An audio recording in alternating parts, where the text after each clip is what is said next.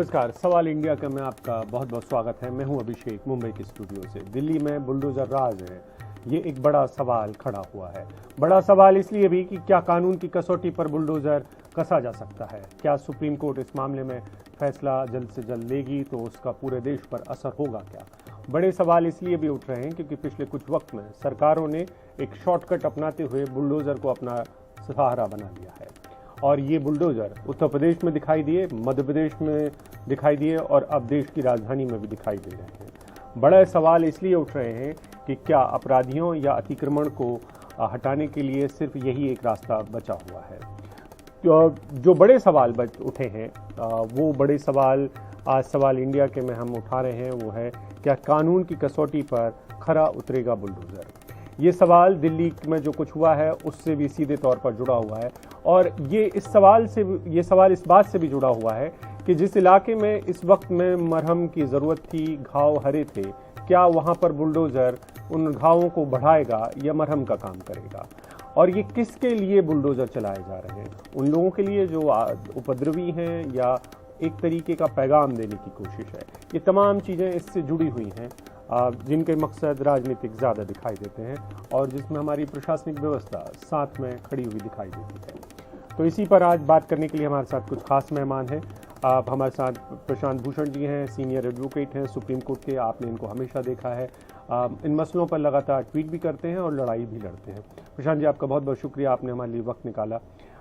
बड़ा सवाल है कि उनके साथ हमारे साथ थोड़ी देर में हरिशंकर गुप्ता जी भी जुड़ रहे हैं, नेता हैं कांग्रेस के, आरती मेहरा जी भी जुड़ेंगी, नेता बीजेपी, और संजीव झा प्रवक्ता आप भी जुड़ रहे हैं। प्रशांत जी, आपके पास सबसे पहले आ रहा हूं। आप दर्शकों को अगर बता पाएं कि बुलडोजर किन हालात में सरकार इस्तेमाल कर सकती है, किन कानूनों के तहत मध्य प्रदेश में इनका इस्तेमाल किया गया, किन कानूनों के तहत इनका इस्तेमाल यूपी में किया गया? क्योंकि जहांगीरपुरी में तो मामला अतिक्रमण का बताया जा रहा है और उसको एमसीडी चला रही है, लेकिन वहां तो दोनों राज्यों में सरकारों ने चलाए और कह के चलवाए कि हम उपद्रवियों के खिलाफ इस्तेमाल कर रहे हैं।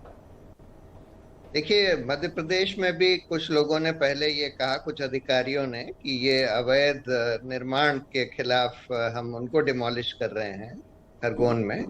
लेकिन मंत्री जो थे वहां के गृह मंत्री, उन्होंने तो साफ साफ बोला कि जिन्होंने पत्थर फेंके हैं उनके घर तोड़े जाएंगे बुलडोजरों के द्वारा।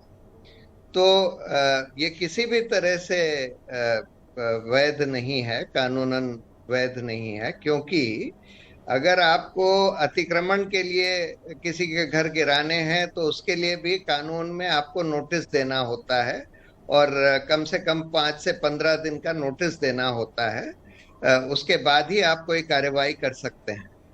और अगर पत्थर फेंकने के लिए आपने घर गिराए हैं तो वो तो खैर बिल्कुल ही गैर कानूनी है। पत्थर फेंकने के लिए कोई कानून आपको ये इजाजत नहीं देता कि आप उसके लिए, अगर किसी ने पत्थर फेंके हैं तो उसका आप घर गिरा देंगे। आप उसके खिलाफ कानूनी कार्रवाई कर सकते हैं और उसको सजा दिलवा सकते हैं, जो कि कोर्ट में दी जाएगी। अभी तो किसने पत्थर फेंके, अब जैसे एक आदमी की फोटो आई, उसके दोनों हाथ कटे हुए हैं, उसका घर भी तोड़ दिया गया कि इसने पत्थर फेंके। वो तो बेचारा अपना खाना भी नहीं खा सकता, पत्थर फेंकना तो दूर की बात है।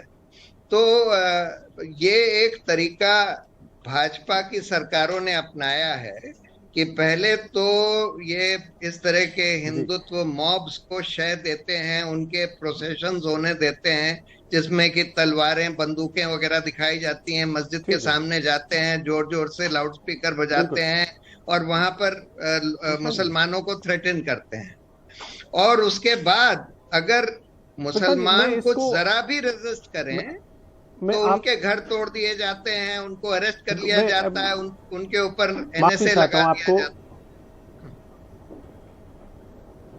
मैं माफी चाहता हूं आपको। मैं इसको हिंदू मुसलमान की बजाय मैं आपका इतना एक्सपीरियंस है उसका फायदा मैं इस बात के लिए उठाना चाहता हूं कि आप हमें समझा पाएं कि इस मामले में लीगल रेमेडीज जो हैं ये गरीब परिवार के लोग हैं, चाहे वो हिंदुओं के घर तोड़े जाएं, आज जिनके टूटे होंगे उसमें हिंदू मुसलमान दोनों हैं।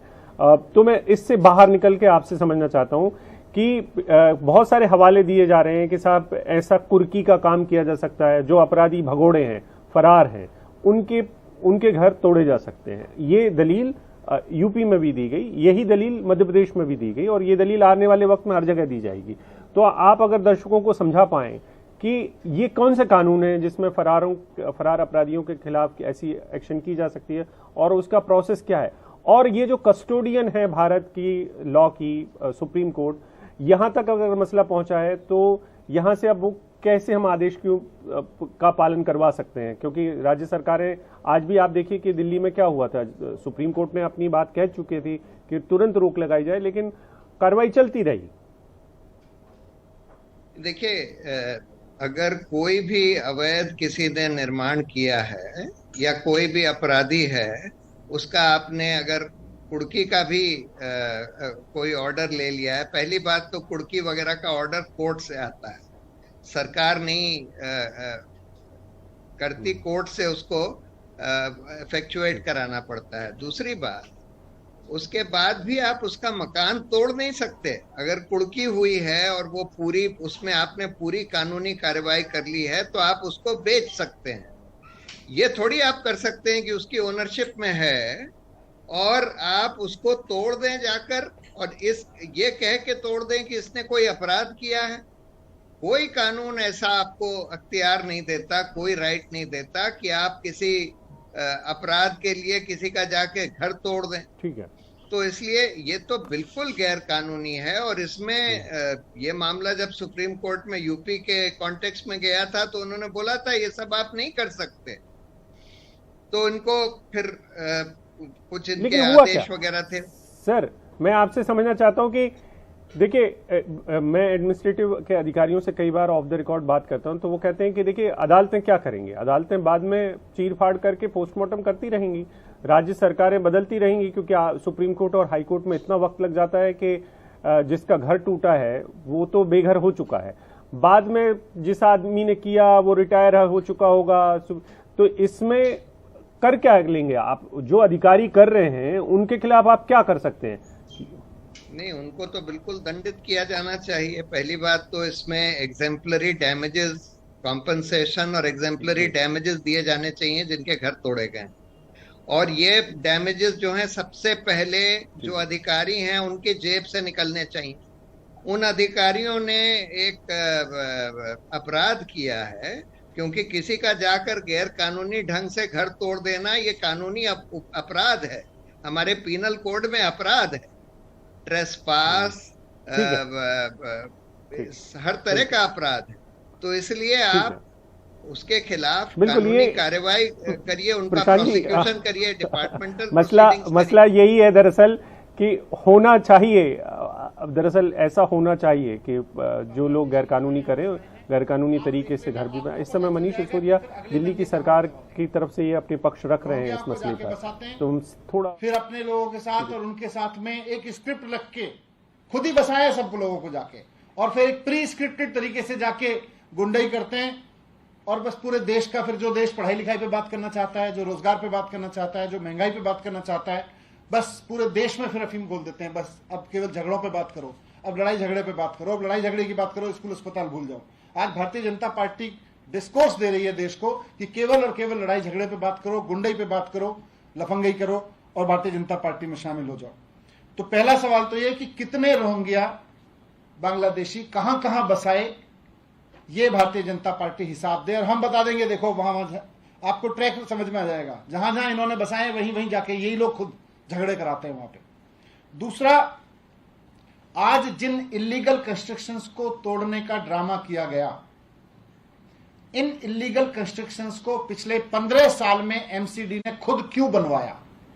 भारतीय जनता पार्टी जवाब दे इस बात का कि जिन इलीगल कंस्ट्रक्शंस को तोड़ने का आज ड्रामा किया गया, भारतीय जनता पार्टी के किस नेता ने कितने पैसे खा के उन इलीगल कंस्ट्रक्शंस को बनवाया, इसका जवाब दे।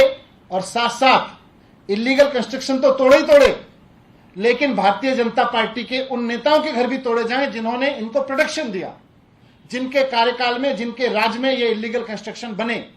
पिछले 15 साल से भारतीय जनता पार्टी शासन कर रही है नगर निगम में। आज नगर निगम बुलडोजर लेके चला है, 15 साल से बसाने का काम कर रहे थे। आज 15 साल की कमाई को, 15 साल जो भारतीय जनता पार्टी के लोगों की मिली भगत से ये इलीगल कंस्ट्रक्शन यहां पे किए गए, इलीगल ऑक्यूपेंसी की गई, आज उसको हटाने का ड्रामा कर रहे हो। पहले भारतीय जनता पार्टी ये बताए कि उन नेताओं के ऊपर बुलडोजर कब चलेगा भारतीय जनता पार्टी के, जिनके राज में पिछले 15 साल में बीजेपी के शासन में ये इलीगल कंस्ट्रक्शन यहां पे हुए, जिनकी मिली भगत से, जिनके पैसा खाने से यहाँ इलीगल कंस्ट्रक्शन हुए। इन दोनों सवालों के जवाब भारतीय जनता पार्टी को देने ही पड़ेंगे। Thank you.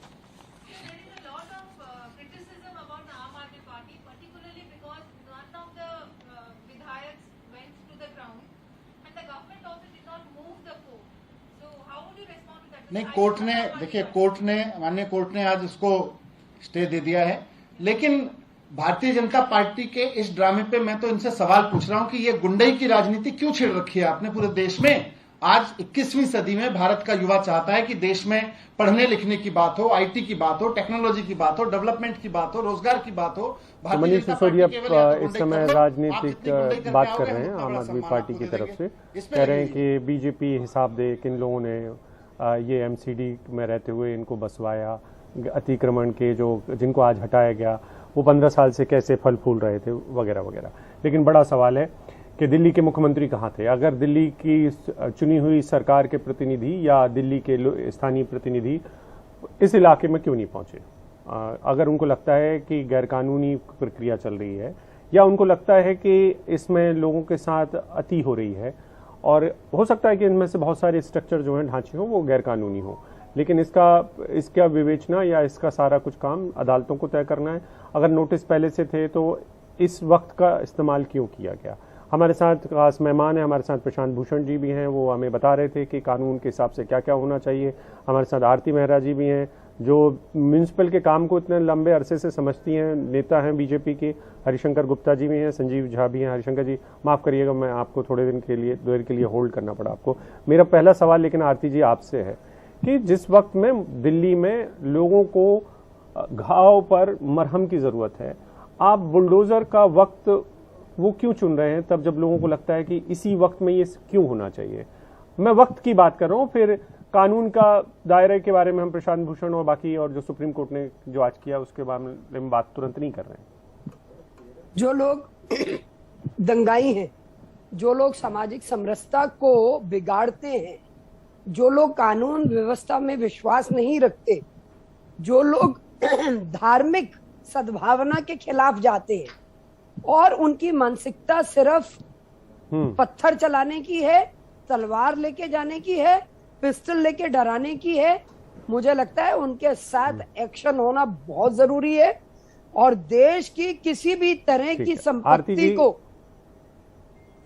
देश की किसी भी तरह की संपत्ति को नुकसान पहुंचाना, जान और माल, हमारे पुलिस के ऑफिसर्स के ऊपर पत्थर चले, एसपी तक को चोट लगी, ठीक है, तो नहीं मुझे ऐसा लगता है नहीं, पत्थर तो कहीं से भी कोई भी चलाएगा, इसके खिलाफ एक्शन होने जरूरी है। लेकिन मुझे आप जवाब बिल्कुल, लेकिन क्या पत्थर आप आते मुझे एक बात तो बताइए, आप मुझे ये बताइए कि ये अदालतें तय करेंगी या चुनी हुई सरकारें या पुलिस तय कर लेगी या एमसीडी तय कर लेगा कि साहब पत्थर जिसने मारा है उसका अपराध तो आपने मान लिया, आपने सजा दे दी, आप ही ने आपको 25 इतने साल तक क्या कर रहे थे? आपको 25 इतने साल तक क्या कर रहे थे आरती जी? इतने साल तक क्या कर रहे थे? मौके की तलाश थी आपको? बात साल की है ही नहीं, 25 गज में नहीं, मौके की तलाश थी आप लोगों को। मौके की बात ही नहीं है, तुमने मौका दिया, चोरी और सीना जोरी, तुम आते हो, तुम्हें सरकार 25 गज का घर भी देती है और उसके बाद में, और यहाँ पे आके तुम इस तरह से करोगे कि सरकारी संपत्तियों का नुकसान करोगे, जान और माल पे करोगे, तो जब तक तुम्हें हर्ट नहीं होगा, सजा दे रहे हैं हम, सजा वो डिजर्व करते हैं। अच्छा, ये तो आप ये कह रहे हैं कि ये सजा नहीं है। और अच्छा, मुझे ये बताइए कि मुझे अगर आप आरती जी मुझे आप ये बताइए, नहीं, मुझे आप ये बताइए कि जिन लोगों ने गैर कानूनी तरीके से दिल्ली में शोभा यात्रा निकाली, उनके घरों को क्यों बख्शा जाएगा? क्यों शोभा यात्रा, हनुमान जयंती, बिना परमिशन दिल्ली पुलिस को खतरे में डालने का काम? आरती जी मेरा सवाल पूरा सुन लीजिए। दिल्ली पुलिस के जवानों को खतरे में डालने का काम तो वो शोभा यात्रा वाले भी करते हैं जो तलवारें और लाठियां लेकर। उन्होंने परमिशन दी, कोई तलवारें लाठी की बात नहीं है। वो शोभा यात्रा जो निकाल रहे हैं, उन्होंने दिल्ली पुलिस को पूरी तरह से इन्फॉर्म किया, और मैं तो अभी भी पुलिस के हक में बोल रही हूँ कि पुलिस हमारी सेफ्टी के लिए, हमारी सुरक्षा के लिए, पुलिस पे पत्थरबाजी नहीं होनी चाहिए, पुलिस पे जिस तरह का व्यवहार बिल्कुल नहीं होना चाहिए। और पुलिस अगर ये भांप ना पाए तो उनके खिलाफ क्या होना चाहिए? ठीक है, पुलिस। आरती जी, मैं हरिशंकर गुप्ता जी के पास आता हूं। हरिशंकर जी, आरती जी को आपने सुन लिया, ये खुद ही तय करना चाहती हैं, बीजेपी तय करना चाहती है कि वही जज है, वही ज्यूरी है। देखिए अभिषेक जी, आपने बहुत अच्छी डिबेट शुरू की है, और जो बातें आपने कही है, प्रशांत भूषण जी ने कही हैं, मैं समझता हूं कि वो तर्क संगत हैं, उनको हमें संज्ञान लेना चाहिए। राजनीतिक जो बात आरती जी कर रही हैं, वो खुद ही इस बात से सहमत है कि जो कुछ भी हुआ वो गलत है। उनके शब्द जो हैं वो बनावटी ज्यादा हैं, असलियत से बहुत दूर है। मैं उनको कहना चाहूंगा, मैं ये कहना चाहता हूं कि सरकार के संरक्षण में इस प्रकार के माहौल को उकसाना और भड़काना, ये एक चेन बन गई। और आप देखिए कि एक दंगा तो हिंदुस्तान के अंदर, ये इतिहास साक्षी है इस बात का कि 2 कम्युनल राइट्स हिंदुस्तान में प्रतिदिन होते हैं। 2 कम्युनल राइट्स, ये इतिहास साक्षी है। इसका मायने ये नहीं है कि देखिए आरती जी, मैं आपके बीच में बोला नहीं था, प्लीज। आप मेरी कुलीग भी रही हैं, ऐसा मत कहिए आप। ठीक है, आप मेरे से बीच में मत बोलिए। आपको बोलने का मौका अभिषेक जी पहले दे चुके हैं, और भी बोलिए। हाँ, देखिए सरकार के संरक्षण में मेरे पास जिस प्रकार का माहौल बनता चला जा रहा है, होना यह चाहिए कि ये, मैं इसको कोई हिंदू और मुसलमान की तरफ से नहीं देखता हूं। ठीक है, ये गैंग वॉर थी, बैड एलिमेंट्स से जिन्होंने दंगा किया, दंगा करवाने के लिए उकसाया, बैड एलिमेंट्स जिन्होंने किया। हमारे साथ संजीव भी हैं। संजीव, आपकी सरकार, स्थानीय तौर पर आपकी सरकार है, आपके जनप्रतिनिधि जाकर खड़े क्यों नहीं हुए? जिनके घर अगर गैरकानूनी थे तो ठीक है, वो अतिक्रमण से हट जाना चाहिए, लेकिन आप जो संदेश आज मनीष सिसोदिया अब दे रहे हैं, आप लोग एक्शन के वक्त में किधर थे? देखिए, पहले जो आरती जी कह रही थी कि अगर कोई दंगा फैलाता है, अगर कोई गुंडागर्दी करता है, तो उसको इस तरह की सजा मिलनी चाहिए। आपको याद होगा कि मुख्यमंत्री जी के घर जाकर उनके घर तोड़ने की कोशिश की, वहां पर बहुत सारे सरकारी सामान को नुकसान करा गया, और उसको बीजेपी के ऑफिस में सम्मान दिया गया। तो पहले तो बीजेपी का ऑफिस तोड़ देना चाहिए। मैं ये दावे से कहता हूं कि ये जितने भी दंगे, ये प्रायोजित दंगे, और बीजेपी करवा रही है इस दंगों को। तो पहले तो गृह मंत्री का ऑफिस बुलडोजर चलना चाहिए, भाजपा के जो ऑफिस उस पर बुलडोजर चलना चाहिए, तो अपने आप ये दंगे रुक जाएंगे। मेरा ये मानना है कि आज देश में अपनी बहुत सारी मूलभूत समस्याएं, आप उससे लोगों को ध्यान भटकाकर इस तरह की गंदी राजनीति कर रहे हैं। 15 साल से आप एमसीडी में हैं, और आपके लोग यहाँ मकान पहले बनवाते हैं, और फिर उसको आज जो मैसेज देना चाहते हैं वो पहले क्यों नहीं है इलीगल इनक्रोचमेंट हटा। लगातार लोग वहां लिखते रहे, हम सारे विधायक भी लिखते रहे कि इनक्रोचमेंट राइट्स को रुकना चाहिए, लेकिन आज ठीक है, आप जिस तरह से कर रहे हैं 2 साल पहले कर लिए होते। संजीव जी, मेरे सवाल का जल्दी से जवाब दे दीजिए। नहीं, मैं सुबह से ही हमारे सभी विधायक, पूरी सरकार से पूछूंगा आपका भी। मैं सुबह से ही हमारे सभी नेता इस बात को मजबूती से उठा रहे हैं कि ये गलत हो रहा है, इसको इमीडिएटली रोका जाना चाहिए। और मुझे ये लगता है कि इस तरह के, देखिए ये डेमोक्रेटिक इलेक्टेड गवर्नमेंट है, यहाँ रूल और प्रोसीजर से चीजें चलती हैं। ये कोई ताली वाली सरकार नहीं है कि ऑन द स्पॉट आप फैसला सुना रहे हैं आप। और मुझे ये लगता है कि इतनी इंटेंशन अगर आपको ठीक होती तो आज ये इन्फोर्समेंट नहीं होता। ये आपने इन्फोर्समेंट कराया है, आपने लोगों को पहले रोहिंग्या में बसाया है, आतंकी करवा रहे हैं, और फिर लोगों को आप हटका रहे हैं, लोग गुमराह कर रहे हैं। बिल्कुल संजीव, मैं आपकी बात, आपका सवाल भी वाजिब है। आरती जी, आप मुझे अगर सवाल का जवाब कि चुने हुए मुख्यमंत्री के घर पर अगर हमला होता है तो वो उन लोगों के घर भी ढाए जाने चाहिए, क्योंकि वो भी कानून को हाथ में ले रहे हैं, वो भी तोड़ रहे हैं, सरकारी संपत्ति को तोड़ रहे हैं, और चुने हुए मुख्यमंत्री का सम्मान तो आप भी करती हैं। बहुत बहुत सम्मान करती हूँ मैं केजरीवाल जी का, और मैं सभी चुने हुए प्रतिनिधियों का, क्योंकि उन सभी चुने हुए प्रतिनिधियों को जनता की ने अपने वोट से चुन के भेजा है। मैं सभी का बहुत सम्मान करती हूँ। आप उनका भी सम्मान करिए कि जिस योगी सरकार को, जब योगी ने दंगाइयों पे, गुंडों पे, आतंकवादियों पे, कब्जा करने वालों पे, गलत लोगों के बुलडोजर चला के जब सारा साफ किया, तो यूपी की धरती के नहीं आरती जी लोगों सवाल पे ने रहते, आरती जी योगी सवाल को मेरे सवाल चुना। पे रही है। आरती योगी जी को- मैं भी यूपी यही की कह कल रही हूँ। तारीफ में कर चुका हूं, उन्होंने अपने अच्छा। यहाँ पे कानून की हालत नहीं बिगड़ने देने के लिए बाकायदा जो यहाँ इंस्ट्रक्शन पे भी जारी यही किए, है, निर्देश जारी किए, यही उनके मैसेज है, लिए उस यही प्रशासनिक मैसेज व्यवस्था है, का यही मैसेज है कि जो लोग रोहिंग्या नहीं, वहां पे मैसेज से आए हुए हैं, आरती जी यहाँ वहां पे भी मैसेज यही ये है कि मैसेज शोभा यात्रा के लिए कि परमिशन यहाँ- लेनी पड़ेगी, वहां पर ये है कि शपथ पत्र ये- देना पड़ेगा। यहाँ पे दिल्ली भी में है, शपथ पत्र यहाँ क्यों पे नहीं भी मांग है। रहे हैं कि अगर आपकी शोभा यात्रा तो यहाँ पे तो मिला नहीं मैडम, यहाँ पे तो दिल्ली पुलिस की नाकामी को आप लोग ढक रहे हैं। हम बिल्कुल किसी की नाकामी को नहीं ढक रहे, हम गुंडाइयों की और गलत लोगों ने जिस प्रकार से किया है, और इनमें कुछ लोग प्रयोजित ढंग से साजिश के तहत जिस तरह से तलवार लेके, लेकिन और मतलब मुख्यमंत्री के घर पर हमले करने वालों के खिलाफ क्या होना चाहिए आरती जी? देखिए, दिल्ली जी में जी जो जी मुख्यमंत्री के घर पे हमला करे उनके खिलाफ क्या होगा? मैं युवा मोर्चा से कॉलेज के टाइम से मैं इलेक्टेड रही हूँ, दिल्ली यूनिवर्सिटी स्टूडेंट यूनियन में भी रही हूँ। हमने ऐसे मुख्यमंत्री, वाइस चांसलर से लेके, मुख्यमंत्री से लेके प्रधानमंत्री और अमेरिकन एम्बेसी से लेके पाकिस्तान एम्बेसी हर जगह धरने प्रदर्शन किए हैं, और हमने अपना झेला है। हम कोर्टों में खड़े रहे हैं पूरा दिन, ऐसा नहीं है कि हम पे केसेस नहीं बनते। तो इसीलिए मेरा ये कहने का मतलब है, तोड़फोड़ करना, मुख्यमंत्री के घर के बैरियर को तोड़ना बिल्कुल जायज नहीं है, बिल्कुल ये जायज प्रदर्शन नहीं है। और ये ना प्रदर्शन का सरकारी प्रॉपर्टी को मेरे हिसाब से अंडर एनी सर्कमस्टांसेस जो उसको नुकसान पहुंचाए उसको सजा मिलनी चाहिए और हाथ की हाथ मिलनी चाहिए। जी ठीक है। मुझे हरिशंकर जी, आप इस पूरी विवाद में एक जो बड़ी चीज जो एक मिस हो गई है वो ये कि अब राजनीतिक दल डर रहे हैं, खास करके कांग्रेस पार्टी, या कह दें कि इस सब को लेकर सुप्रीम कोर्ट का जो रुख कर रहे हैं वो धार्मिक संगठन कर रहे हैं या ऐसे लोग कर रहे हैं जिनके धर्म से वास्ता है।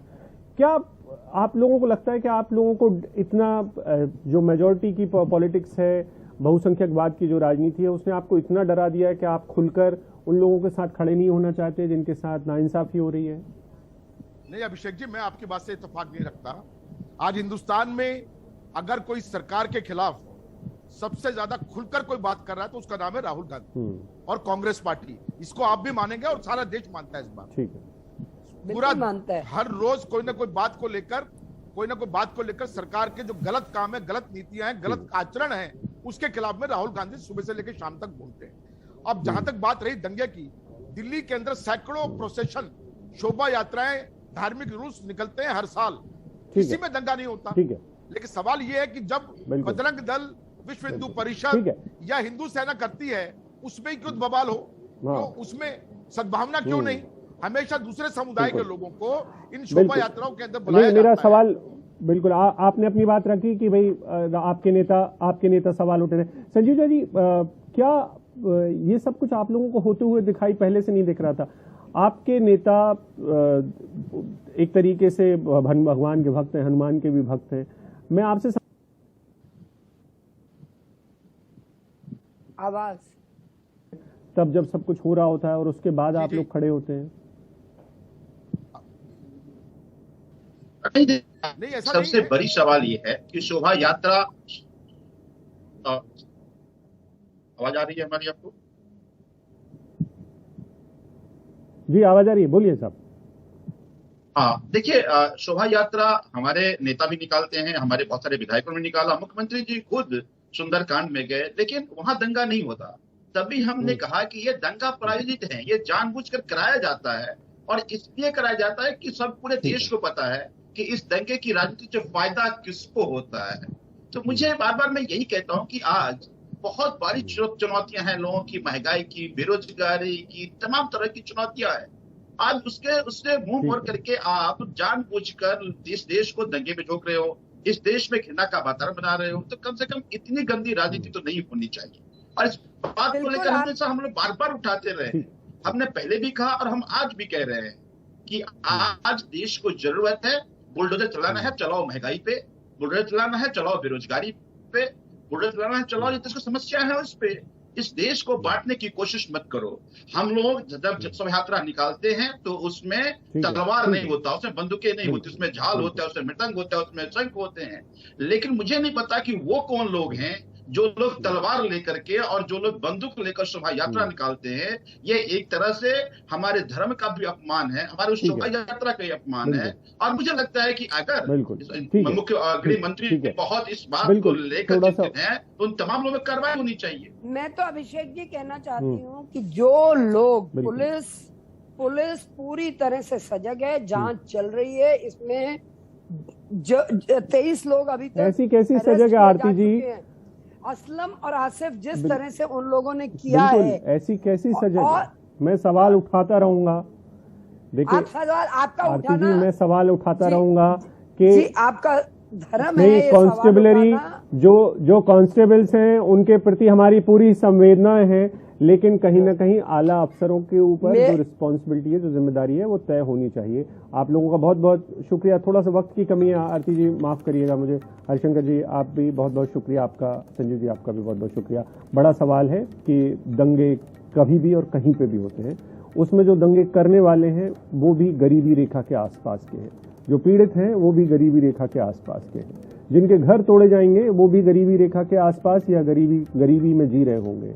और ये सब कुछ किसकी लागत पे हो रहा है? वो गरीब की लागत पे हो रहा है। तो बार बार ये सवाल आप पूछते रहिए खुद से कि जब भी ऐसी कोई दुर्घटना या ऐसा कोई उन्माद आप देखते हैं तो सवाल जरूर करिए कि आखिरकार इसकी लागत कौन चुका रहा है। वक्त एक ब्रेक का।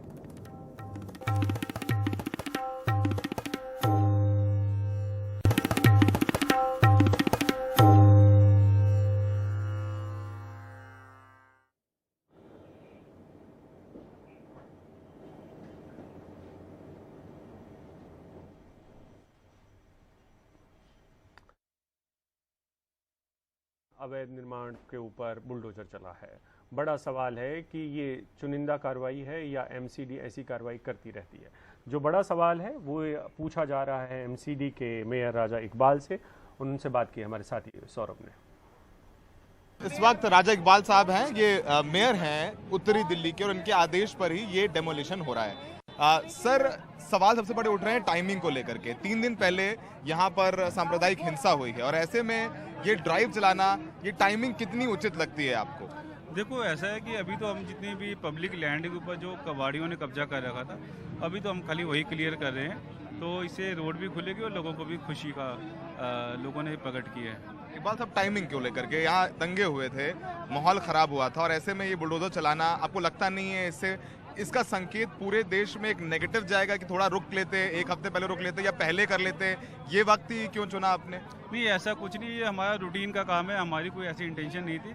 और आप ये देखें कि यहाँ के लोग काफ़ी खुश हैं और हमारी सपोर्ट कर रहे हैं। जिस चीज़ को हम हटाने के लिए आए थे, लोगों ने आधी रात को तो खुद ही सब साफ कर दिया और लोगों को भी मुझे लग रहा है कि लोग भरपूर हमारा सहयोग कर रहे हैं। इकबाल साहब, सहयोग कर रहे हैं आपका। ये भी कहा जा रहा है कि उत्तरी दिल्ली में और बहुत सारा ऐसा अतिक्रमण है जिसको अब तक आपने नहीं हटाया है और उसको भी हटाएंगे। हमने देखा चाहे आदर्श नगर हो, मॉडल टाउन के पास हो, तमाम अतिक्रमण हम देखेंगे। यहाँ के बाद आपके बुलडोजर वहाँ भी चलेंगे। बिल्कुल बिल्कुल, आप बिल्कुल ठीक कह रहे हैं। जहाँ जहाँ ये मैं पूरी दिल्ली के लोगों को संदेश देना चाहता हूँ कि आप अपना सामान खुद हटा लीजिए, अब इसके बाद उन्हीं लोगों का नंबर है। मतलब अच्छी पॉस्ट सैनिक फार्म में भी जाएंगे आप लोगों के बुलडोजर, जहाँ बड़े अमीर लोग रहते हैं। ये तो रेडी पटरी वाले हैं, गुमटी वाले हैं, गरीब हैं, ये विरोध भी नहीं करेंगे आपका? जाहिर सी बात है, इलीगल है। देखो, हमारे लिए अमीर हो या गरीब हो, हमारे लिए सब बराबर है और हम भी इन लोगों का पार्ट है। और मैं आपके माध्यम से ये कहना चाहता हूँ कि हमारे मन में किसी के प्रति कुछ नहीं है और लोग अपने आप ही अतिक्रमण हटा लें ताकि हमें भी कोई एक्शन ना लेना। सर, ये जो जिनकी गुमटी तोड़ी है वो सब गरीब लोग हैं, रोजंदारी करते हैं, कमाते खाते हैं, इनकी रोजी रोटी है।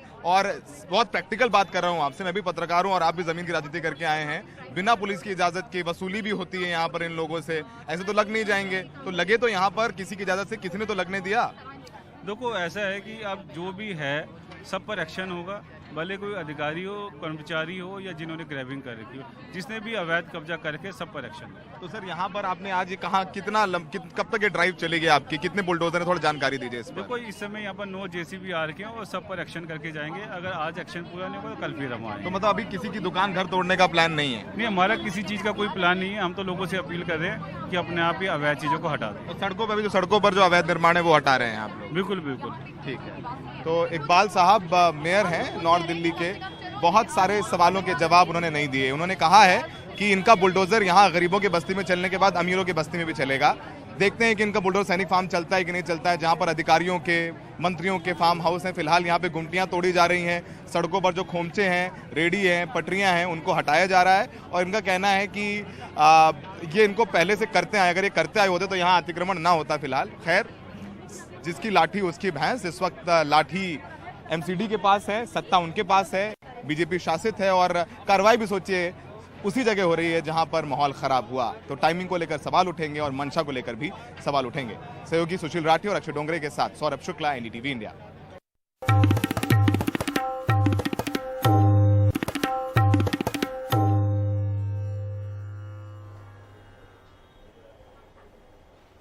दिल्ली में एमसीडी ने आज जहांगीरपुरी में जो दुकानें ढहाई हैं या जो कथित तौर पर अतिक्रमण के जो खिलाफ कार्रवाई की है, उसमें एक दुकान गणेश गुप्ता की भी है। उनका दावा है, गणेश गुप्ता का दावा है कि 1977 में उन्हें ये दुकान डीडीए ने अलॉट की थी और बाकायदा वो उसके लिए कागज होने का दावा भी कर रहे हैं। सुनिए वो क्या कह रहे हैं। हम इस वक्त जहांगीरपुरी में हैं, डेमोलिशन खत्म हो गया है। हमारे साथ गणेश गुप्ता जी हैं। गणेश गुप्ता जी की ये गुप्ता जूस कॉर्नर नाम से दुकान थी और ऊपर 2 दुकानें थी जो ये अतिक्रमण यहाँ पर इनकी दुकानें ढाई गई हैं, बाहर तोड़ दिया गया छज्जा। अब ये डीडीए का अलॉटमेंट है 1977 का, और जब इनकी दुकान ढाई जा रही थी तो ये दिखा रहे थे अधिकारियों को कागज। तो क्या अधिकारियों ने इनकी सुनी? क्या इनके पास वाकई अवैध कागज थे? क्या ये अतिक्रमण अवैध है? सब इनसे पूछ लेते हैं।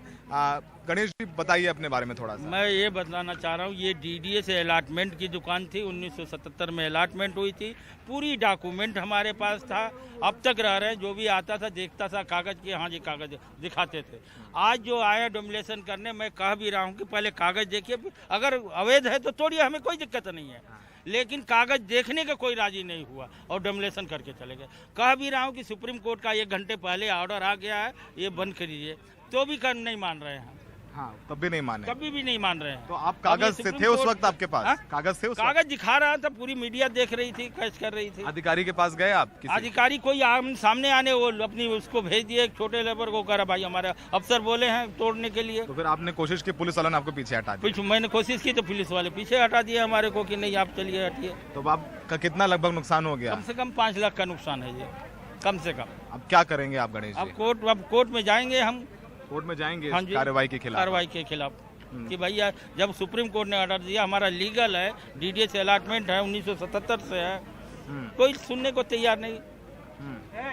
तो अब आप इस देश में रहते हैं, इस देश के नागरिक हैं, जब ये सब होता है तो एक देश के नागरिक के तौर पर आप क्या सोचते हैं गणेश? क्या सोचते हैं कि मन दुखता है कि हमारे देश में ऐसा हो रहा है, कागज होते हुए भी हमारा नुकसान हो रहा है। गणेश जी, क्या इससे पहले कभी हिंदू मुसलमान यहाँ पर हुआ है, लड़ाई भड़ाई होती रहती थी कि शांति से रह रहे थे लोग? शांति से ही रह रहे थे, लेकिन हो गया, क्या बता जाए।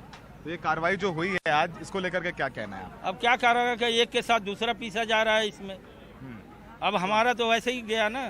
तो आप देखिए, ये इनके परिवार के लोग हैं जो अपना सामान बिन रहे हैं, यहाँ से सब निकल गया, टूट गया।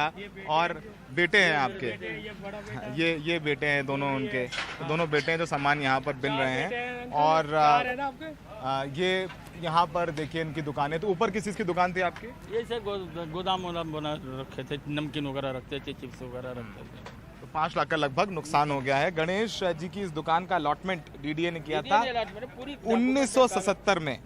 कागज लेके खड़े रहिए, लेकिन मैसेजिंग के चक्कर में, संदेश देने के चक्कर में, कोर्ट के आदेश होने के बावजूद इनकी दुकान ढाई गई। हम उस वक्त खड़े थे, गणेश जी कागज लेके दिखाने की कोशिश कर रहे थे, लेकिन पुलिस यहाँ पर थी, प्रशासन यहाँ पर था, सुनवाई गणेश जी की हुई नहीं और उनके सामने इनकी दुकान को यहाँ से ढा दिया गया है। आप कह रहे हैं कि ये कोर्ट जाएंगे और इस मनमानी के खिलाफ अपनी याचिका दायर करेंगे। सहयोगी मनोज ठाकुर के साथ जहांगीरपुरी से सौरभ शुक्ला, एनडीटीवी इंडिया।